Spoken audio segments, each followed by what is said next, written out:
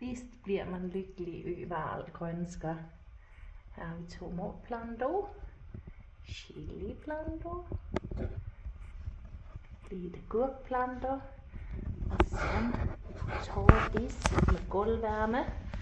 Jag tror det är det man kallar för lyxpotatis. Hej hej! Altså, der er håb om kartofler tidligt i år. Prøv lige at tjekke de her planter i spandene. Og så har vi masser af små sommerasters.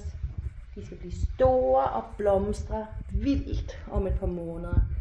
Og så kommer der chili. Og her har vi nogle bønner. Bønner.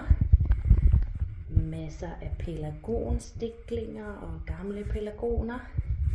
Tomat. Og lidt flere små blomster. Og agurker.